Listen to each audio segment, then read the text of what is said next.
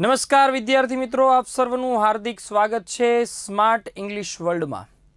આપણે આજનો જે ટોપિક છે સૌથી વધારે અગત્યનો ટોપિક છે। ટોપિકનું નામ છે પાર્ટ્સ ઓફ સ્પીચ। આપણે અગાઉના સેશનમાં આપણે સમજ્યા હતા કે ભાઈ અલગ અલગ અંગ્રેજીની અંદર કઈ કઈ ટર્મ્સ છે, કયા કયા શબ્દો છે। હવે આપણે ટોટલી એક્ઝામ ઓરિએન્ટેડ ઉપર જઈએ કે એમાં અલગ અલગ પાર્ટ્સ છે। કોઈ પણ એક સેન્ટેન્સ લખાઈને એ આખું સેન્ટેન્સ કોના કોનાથી બન્યું છે એને કહીશું parts of speech. Parts of speech એ અંગ્રેજી વ્યાકરણનો પહેલો ટોપિક ગણી શકાય કે જ્યાંથી પ્રશ્નો પૂછાવાની પૂરેપૂરી સંભાવના છે। અને આ ન આવડે એટલે સમજી લેવાનું કે લગભગ તમને અંગ્રેજી ગ્રામરમાં કાંઈ ખબર નહીં પડે। એટલે ખાસ ધ્યાનમાં રાખજો કે પાર્ટ્સ ઓફ સ્પીચ ખરેખર શું છે, કોને કહેવાય, ડિટેલ એકે એક પાર્ટ જે છે એ તમે સમજવા પ્રયત્ન કરજો। સૌથી પહેલી વાત કરીએ કે અંગ્રેજીનું કોઈ પણ એક વિધાન, તમે કોઈ પણ એક સેન્ટેન્સ લખો તો એ અલગ અલગ અનેક શબ્દોનું બનેલું હોય। આ શબ્દો જે છે એનો ઉપયોગ અનુસાર એને આપણે અલગ અલગ ભાગમાં વહેંચી શકીએ। એની ભાગ એટલે શું તો કે પાર્ટ્સ ઓફ સ્પીચ, જેને આપણે કહીએ છીએ શબ્દ ભેદના નામે ઓળખીએ છીએ। અને આ જે પાર્ટ્સ ઓફ સ્પીચ છે એ અંગે ઇંગ્લિશની અંદર ઘણા બધા મતાંતર હતા કે કોઈક કે છે 8, કોઈક કે છે 9, કોઈક કે છે 10, બટ આપણે જે છે એ કેટલા પાર્ટ સમજવાના છે? ટોટલ 9 પાર્ટ જે છે એ સમજવાના છે। આ 9 ભાગને તમે સમજો એટલે તમને આઈડિયા આવી જાય કે આખું અંગ્રેજીમાં બેઝ કોને કહેવાય। તો આપણે સ્ટાર્ટ કરીએ। સૌથી પહેલા કયા કયા 9 પાર્ટ છે તો કે noun, pronoun, verb, adjective, adverb, preposition, conjunction, articles, determiners અને ઇન્ટરજેક્શન્સ। હવે જો આમાંથી ઘણા ટોપિક એવા છે જે આખા ચેપ્ટર છે। હું એમ કહું નાઉન છે એનું આખું ચેપ્ટર તમારે ભણવાનું હશે, એટલે અહીંયા હું માત્ર ને માત્ર શોર્ટમાં વાત કરીશ। નાઉનના કેટલા ચેપ્ટર છે તો કે નાઉનના પહેલું ચેપ્ટર આવશે નાઉન એન્ડ ઇટ્સ ટાઈપ્સ, પછી આવશે નાઉન એન્ડ નંબર આવશે, બરાબર, નાઉન એન્ડ જેન્ડર આવશે, નાઉન એન્ડ કેસ આવશે। ખાલી નાઉનના જેટલા ચેપ્ટર થઈ ગયા। કયા કયા તો કે પહેલું chapter noun and it's types, પછી આવશે નાઉન એન્ડ નંબર્સ એટલે એકવચન બહુવચન, પછી આવશે નાઉન એન્ડ જેન્ડર, જેન્ડર એટલે પુલ્લિંગ સ્ત્રીલિંગ, કયા કયા શબ્દો કયા કયા નિયમો છે, કોને પુલ્લિંગના નિયમો લાગે, કોને સ્ત્રીલિંગના નિયમો લાગે। એના પછી કેસ, કેસ એટલે વિભક્તિ, કઈ કઈ વિભક્તિ જે છે એ આપણે સમજવાનું। આટલા ચેપ્ટર નાઉનના છે, તો એ બધું ડિટેલમાં તમારે ભણવાનું થશે। એના પછી વાત કરીએ આપણે પ્રોનાઉન્સ। પ્રોનાઉન્સ એટલે શું? નાઉનને રિપ્લેસ કરે એને, એ પણ આખું ચેપ્ટર છે। એડજેક્ટિવ આખું ચેપ્ટર આવશે, એડવર્બ આખું ચેપ્ટર આવશે। વર્બની હું તમને અહીંયા જ વાત કરી દઈશ, બટ એ સિવાય પણ વર્બમાં આપણે આગળ ભણવાના થશે। ફાઇનાઇટ વર્બ ભણવાના થશે, નોન ફાઇનાઇટ વર્બ ભણવાના થશે, મોડેલ ઓક્ઝિલરી વર્બ ભણવાના થશે, બરાબર। આ બધું ડિટેલમાં આવશે। સાથે સાથે પ્રિપોઝિશન આખો કન્સેપ્ટ છે, કંજક્શન આખો કન્સેપ્ટ છે, આર્ટિકલ્સ આખો કન્સેપ્ટ છે। આ ચેપ્ટર જે મેં ટીક કર્યા આ બધા એવા ચેપ્ટર છે કે જે આગળ જતા તમારે એના ડિટેલ ટાઈપ્સ, એના નિયમો સાથે ભણવાના છે। તો તમને એમ થાય તો સાહેબ તમે અત્યારે શું? અત્યારે માત્ર એનું ટ્રેલર આવશે, પિક્ચર એ આગળ બાકી રહેશે।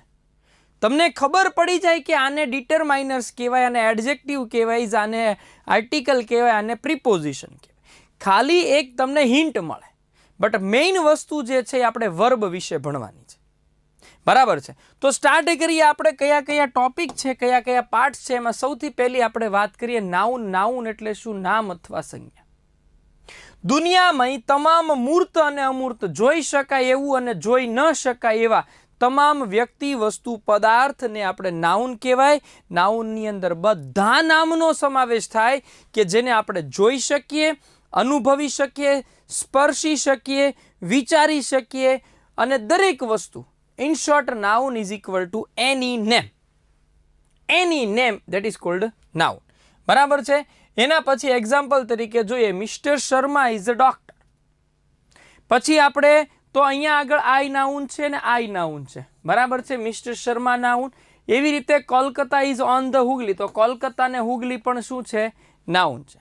His courage won him honour, તો કરેજ અને ઓનર છે એ શું થઈ ગયા? નાઉન થઈ ગયા. તો અહીંયા આગળ જુઓ, નાઉન કોને કહેવાય? તો કે વસ્તુ, વ્યક્તિ, પદાર્થ જોઈ શકાય, અનુભવી શકાય, જોઈ ન શકાય, અનુભવી ન શકાય, દરેક વસ્તુ જે છે એને આપણે નાઉન તરીકે કન્સિડર કરીએ છીએ. ફંક્શન્સ કેવા છે નાઉનના? તો કે નાઉનના ફંક્શનમાં નાઉન આવશે, એના ટાઈપ્સ ઓફ નાઉન આવશે, નાઉન એન્ડ નંબર આપણે ચેપ્ટર ભણીશું કે જે નાઉન સિંગ્યુલર કહેવાય, નાઉન પ્લુરલ કહેવાય. એવી રીતે નાઉન જેન્ડર વિશે આપણે ભણીશું, મસ્ક્યુલિન, ફેમિનન, ન્યુટર એન્ડ કોમન. બરાબર છે. એવી રીતે ફંક્શન ઓફ નાઉનમાં સબ્જેક્ટ તરીકે વર્તી શકે નાઉન, નાઉન જે છે ઓબ્જેક્ટ તરીકે વર્તી શકે, નાઉન જે છે એ સંબંધક વિભક્તિ તરીકે પણ નાઉન જે છે એ વર્તી શકે. તો નાઉન જે છે આટલા ટાઈપ્સમાં એનું ડિસ્ક્રિપ્શન તમે નાઉનનું આપી શકો છો. બરાબર. ઇન શોર્ટ નાઉન કોને કહેવાય એ આપણને કમ્પ્લીટ ખબર પડી ગઈ. એના પછી છે પ્રોનાઉન્સ. પ્રોનાઉન્સનો મતલબ બધા સર્વનામ. સર્વનામ કોને કહેવાય? તો કે જે નામના બદલે વપરાય. આપણે ડિટેલ ભણવાનું છે, સર્વનામના પ્રકાર ભણવાના આવશે ડિટેલમાં. બરાબર. જ્યારે કોઈ નિશ્ચિત નામ હોય એના બદલે તમે કોઈ શબ્દ મૂકો. For example, Kiyan was absent because he was ill. તો કિયાનને બદલે તમે શું મૂકો છો? હી મૂકો છો. કિયાનને બદલે તમે શું મૂકો છો? હી મૂકો છો. ધ બુક્સને બદલે તમે ધેમ મૂકો છો. Clear? The books are where you left them. Them એટલે તેઓને. તો ધ બુક્સ જે છે એ નાઉન છે, એને રિપ્લેસ કરો છો તમે ધેમથી. તો ધેમ જે છે એને આપણે શું કહીએ છીએ ભાઈ? પ્રોનાઉન્સ તરીકે ઓળખીએ છીએ. કયા નામે ઓળખીએ છીએ? પ્રોનાઉન્સ તરીકે ઓળખીએ છીએ. ખાસ ધ્યાન રાખજો કે નાઉન કોને કહેવાય અને પ્રોનાઉન્સ કોને કહેવાય. બરાબર. નેક્સ્ટ છે વર્બ. ત્રીજો પ્રકાર વર્બ એટલે ક્રિયાપદ. મોસ્ટ આઈએમપી યાદ રાખજો. મોસ્ટ આઈએમપી એટલા માટે કહું છું તમને કારણ આ એ જ ટોપિક છે કે જેનાથી તમને ટેન્સમાં ખબર પડે. ટેન્સ એટલે જો કાળ, જો આ આવડી ગયું તો કાળ આવડી જશે, અને કાળ આવડી જશે તો અંગ્રેજીમાં 70% તમને આવડી જશે.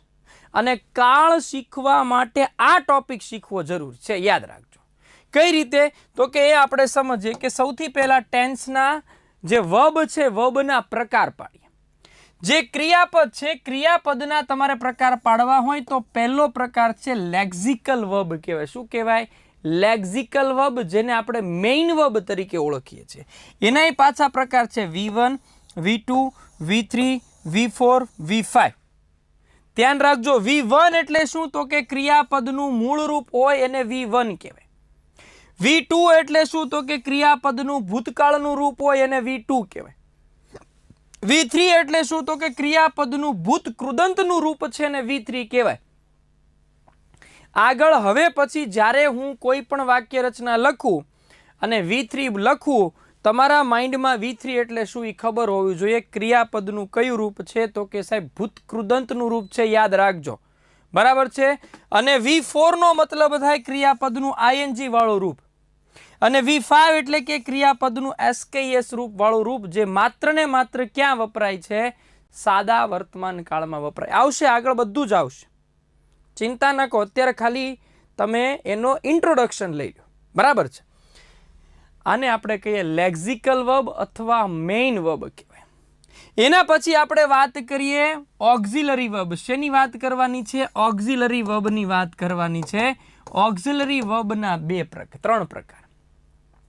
વર્બના ખરેખર બે પ્રકાર. એક લેક્ઝિકલ વર્બ એટલે મેઇન વર્બ, બીજું છે ઓક્ઝિલરી વર્બ. ઓક્ઝિલરી વર્બના પાછા ત્રણ પ્રકાર. કયા કયા? એક તો પ્રાઇમરી વર્બ કહેવાય. પ્રાઇમરી વર્બ કયા છે? કે ભાઈ ટુ બી છે, ટુ હેવ છે અને ટુ ડુ છે. ટુ બી એટલે am is are, was were, shall be, will be. To have એટલે have, has, had, shall have, will have.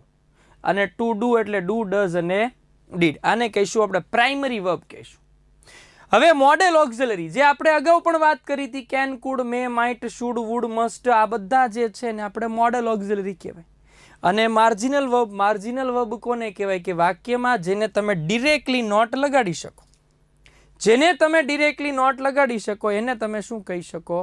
Marginal verb તરીકે ઓળખવામાં આવે છે. હવે આપણે એક સમજીએ કે લેક્ઝિકલ વર્બ કોને કહેવાય? તો કે એવા ક્રિયાપદો જે કંઈક થાય એવું સૂચવે. कुछ कुछ होता है। क्लियर? कुछ कुछ होता है એટલે એવા ક્રિયાપદો જે ક્રિયા થાય છે એવું સૂચવે છે.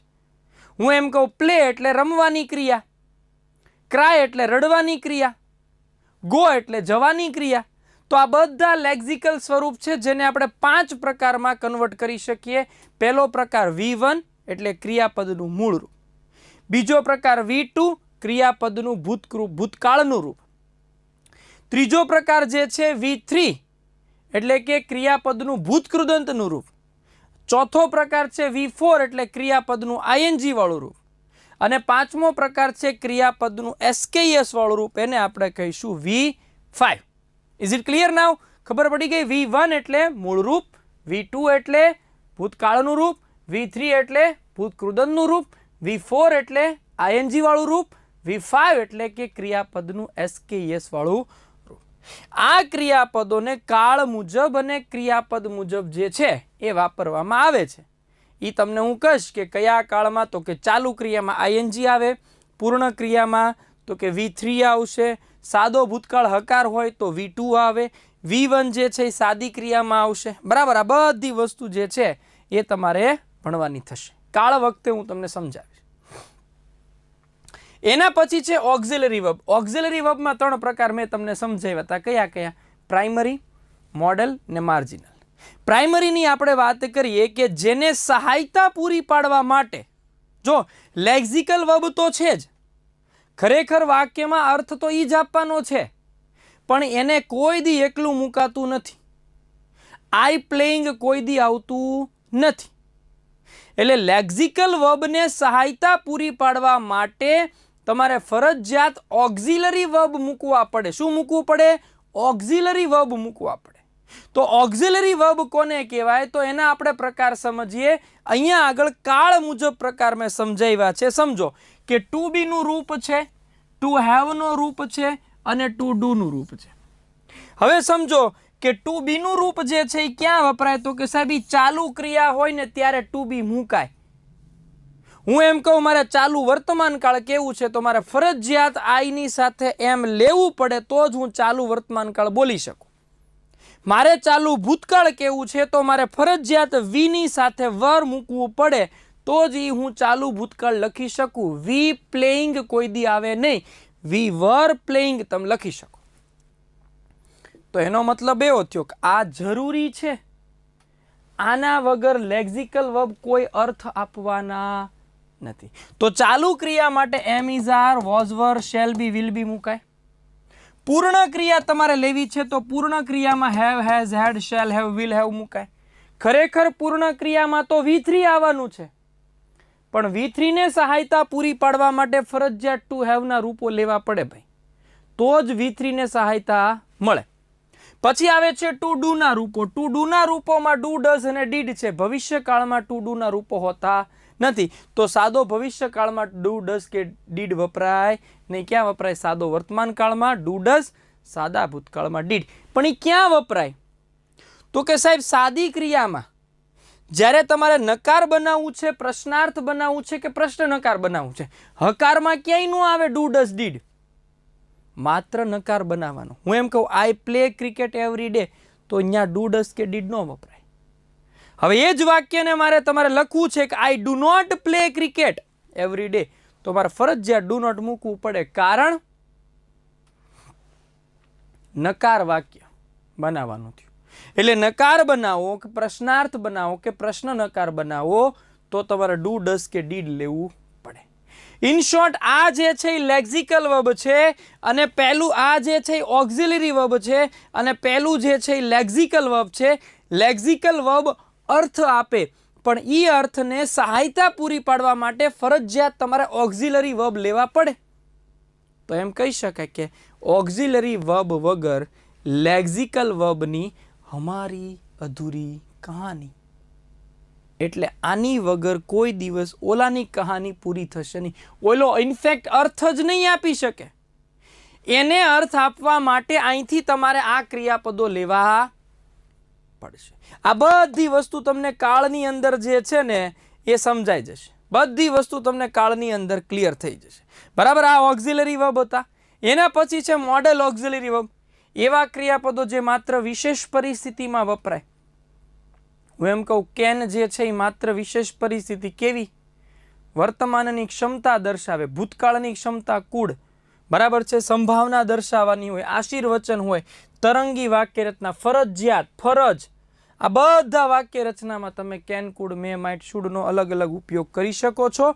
ખાસિયત યાદ રાખજો, કોઈ પણ મોડલ ઓક્ઝિલરીની સાથે હંમેશા ક્રિયાપદનું મૂળ રૂપ જ આવે, V1 આવશે.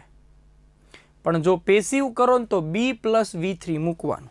એ જ્યારે હું તમને મોડલ ઓક્ઝિલરી ચલાવીશ ને ત્યારે ડિટેલમાં તમને કહીશ, બરાબર? ત્યારે હું તમને ડિટેલમાં જે છે એ આ વસ્તુ હું તમને સમજાવીશ. અને જો ક્રિયાપદ વગરનું વાક્ય હોય, માનો કે વાક્યમાં કોઈ પણ ક્રિયાપદ જ નથી, ફોર એક્ઝામ્પલ હું એમ કહું કે I can do this work, તો ઓકે છે, અહીંયા ડુ છે, ક્રિયાપદ છે, પણ જો ક્રિયાપદ હોય જ નહીં ને તો તમારે ફરજિયાત જે છે એ બી મૂકવું પડે.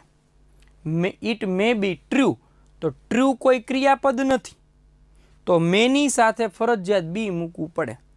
ઇટ કેન બી ટ્રુ, સાચું હોઈ શકે છે, તો કેનની સાથે ફરજિયાત બી મૂકવું પડે. આમ નામ તો કોઈ દિવસ મુકાય નહીં. મોડલ ઓક્ઝિલરી ચલાવીશ એટલે થોડુંક ડિટેલમાં ત્યારે હું તમને કહીશ. પછી આવે માર્જિનલ. માર્જિનલ ઓક્ઝિલરી વર્બ એટલે એવા ક્રિયાપદો કે જેને નકાર વાક્યમાં સીધું જ નોટ મૂકી શકાય. આવા અંગ્રેજીમાં માત્ર 3 જ ક્રિયાપદો છે, યુઝડ, નીડ અને ડેર. આ 3 જ ક્રિયાપદ એવા છે કે જે તમે ગમે તે થાય એને ડાયરેક્ટલી નોટ લગાડી શકો, એને કહેવાય માર્જિનલ ઓક્ઝિલરી વર્બ. યાદ રાખજો, બરાબર છે.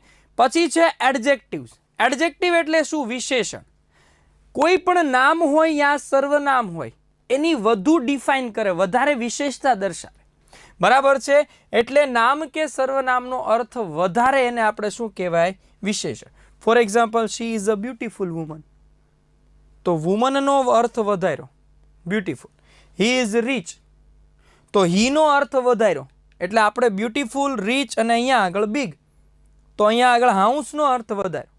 તો એવા શબ્દો કે જે અહીંયા આગળ શું કરે છે? વિશેષણો કે જે નામ અને સર્વનામને વધારે ડિફાઇન કરે છે, વધારે વ્યાખ્યાયિત કરે છે, વધારે એની વાત રજૂ કરે છે, એને આપણે શું કહીએ? તો કે એડજેક્ટિવ્સ તરીકે ઓળખવામાં આવે છે. એડજેક્ટિવના ઉપયોગ પ્રમાણે 2 આવે, બરાબર છે. એક એટ્રીબ્યુટિવ યુઝ કહેવાય, જેમાં વિશેષણ નામની પહેલા મુકાય. આને ગુજરાતીમાં અનુવાદ્ય વિશેષણ કહેવાય. ગુજરાતીમાં વિશેષણના પ્રકારોમાં સ્થાનની દ્રષ્ટિએ આવે છે અનુવાદ્ય અને વિધેય, બરાબર. તો એમાં એટ્રીબ્યુટિવ એટલે શું થાય? નામની પહેલા મુકાય. He has a red pen, તો પેનની પહેલા રેડ મુકાણો, તો એને આપણે એટ્રીબ્યુટિવ કહેવાય. હિયાન વોઝ એન ઇન્ટેલિજન્ટ બોય, તો બોયની પહેલા ઇન્ટેલિજન્ટ મુકાણું, તો બોયની પહેલા ઇન્ટેલિજન્ટ મુકાણું, એટલે આ જે છે ને એટ્રીબ્યુટિવ યુઝ કહેવાય. તમને એમ પૂછે find out adjective with attributive use. Attributive use એટલે શું? તો કે નામની પહેલા મુકાય એને એટ્રીબ્યુટિવ કહેવાય. તો બીજું જે છે એ પ્રેડિકેટિવ યુઝ. પ્રેડિકેટિવ યુઝ કોને કહેવાય? જે નામની પછી મુકાય, એટલે વિધેય. ગુજરાતીમાં જેને આપણે શું કહીએ છીએ? વિધેય, એટલે કે પ્રેડિકેટ કહેવાય. શું કહેવાય? Predicate use. The pen was red, તો જો પેન આગળ આવી ગઈ રેડ પાછળ જતું રહ્યું. અહીંયા આગળ હિયાન વોઝ ઇન્ટેલિજન્ટ, તો હિયાન આગળ આવી ગયું અને ઇન્ટેલિજન્ટ જે છે એ પાછળ જતું રહ્યું. તો એવા શબ્દો કે જે, સાંભળજો ખાસ, એવા શબ્દો કે જે નાઉનની પછી મુકાય એને આપણે પ્રેડિકેટિવ યુઝ કહેવાય. એડજેક્ટિવનું પ્રેડિકેટિવ યુઝ કહેવાય, યાદ રાખજો, બરાબર છે. એના પછી આપણે જોઈએ એડવર્બ. એડવર્બ એટલે શું? તો કે ક્રિયા વિશેષણ. વિશેષણ શું કરતું? તો કે નામ અને સર્વનામને વધારે ડિફાઇન કરતું. જ્યારે એડવર્બ શું કરશે? વિશેષણ નહીં, પણ કયું વિશેષણ? ક્રિયા વિશેષણ. તો ઓબ્વિયસલી કોને વધારે ડિફાઇન કરશે? ક્રિયાપદને. તો ક્રિયાના અર્થમાં વધારો કરતો શબ્દ એને આપણે ક્રિયા વિશેષણ કહેવાય. ક્રિયા વિશેષણ એ ક્રિયાની સાથે સાથે પ્રિપોઝિશન છે, કંજક્શન છે, નાઉન છે, પ્રોનાઉન્સ છે અને આખા વાક્યની વિશેષતા માટે પણ આનો ઉપયોગ જે છે એ કરી શકાય. For example he was quickly, તો હી વોક્સ ક્વિકલી, અહીંયા આગળ વોક્સ શબ્દ જે છે એ વર્બ છે, એ જ વર્બને વધારે ડિફાઇન કર્યો છે. હી વિલ કમ ટુમોરો, તો ટુમોરો શબ્દ જે છે એ વધારે ડિફાઇન કરે છે કોને? કમને વધારે ડિફાઇન કરે છે. બરાબર. શી રેન ફાસ્ટ યસ્ટરડે, શી રેન ફાસ્ટ યસ્ટરડે, તો અહીંયા આગળ ફાસ્ટ શબ્દ જે છે એ રેનનો અર્થ વધારે, યસ્ટરડે શબ્દ જે છે એ પણ રેનનો અર્થ વધારે. બે ક્રિયા વિશેષણ છે. ફાસ્ટ પણ ક્રિયા વિશેષણ છે અને યસ્ટરડે પણ ક્રિયા વિશેષણ છે, યાદ રાખજો. બરાબર. એટલે ક્રિયા વિશેષણનો લગતો બિન સચિવાલય ક્લાર્કમાં પૂછાયેલો પ્રશ્ન, if you walk backwards you may fall and trip, તો ઓબ્વિયસલી આપણને ખબર છે શું આવશે. આ ત્રણ તો શું છે? મે છે, એ પોતે શું છે તો કે મે જે છે એ તો શું થઈ ગયું તો કે વર્બ થઈ ગયું. કયું? Model auxiliary verb. ઇફ છે એ શું થઈ ગયું તો કે કંજક્શન, વાક્યને જોડે. ફોલ પાછું ક્રિયાપદ થઈ ગયું. તો બેકવર્ડ શબ્દ જે છે એ એડવર્બ તરીકે વર્તે છે, યાદ રાખજો. બરાબર છે. આવા પ્રશ્નો જે છે એ પાર્ટ્સ ઓફ સ્પીચમાંથી પૂછાયેલા છે. એના પછી પ્રિપોઝિશન્સ. પ્રિપોઝિશન્સ એટલે શું? નામયોગી અવ્યયો. પ્રી વત્તા પોઝિશન એટલે કે એવા શબ્દો કે જે નાઉન અને પ્રોનાઉનની પહેલા મુકાય. કોની પહેલા મુકાય તો કે નાઉન અને પ્રોનાઉનની પહેલા મુકાય. અને ખાસ કરીને શેના માટે તો કે વાક્યમાં સંબંધ પ્રસ્થાપિત કરવાનું કામ કરે છે. જો અહીંયા આગળ the book is on the table, તો ઓન શબ્દ અને ટેબલ શબ્દ આ બંને વચ્ચે સંબંધ પ્રસ્થાપિત કરવાનું કામ કરે. The cat is under the table, તો ટેબલ અને અંડર શબ્દ વચ્ચેનો સંબંધ પ્રસ્થાપિત કરવાનું કામ કરે છે. મનન ઇઝ બિહાઇન્ડ ધેટ ટ્રી, તો સંબંધ પ્રસ્થાપિત કરવાનું કામ. અંગ્રેજીમાં આખો ટોપિક છે, બધા પ્રિપોઝિશન ડિટેલમાં ભણવાના થશે તમારે. બરાબર. એટલે યાદ રાખજો. એના પછી કંજક્શન, આ પણ અંગ્રેજીનો આખો ટોપિક છે. કંજક્શન એટલે શું તો કે જે વાક્યને જોડવા માટે વપરાય.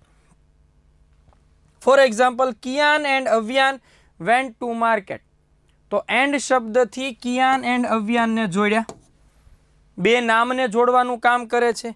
હિયાન gave me a book and a, તો અહીંયા આગળ એન્ડ શબ્દ જે છે એ બુક અને ઇંક પોન્ટને જોડવાનું કામ કરે છે.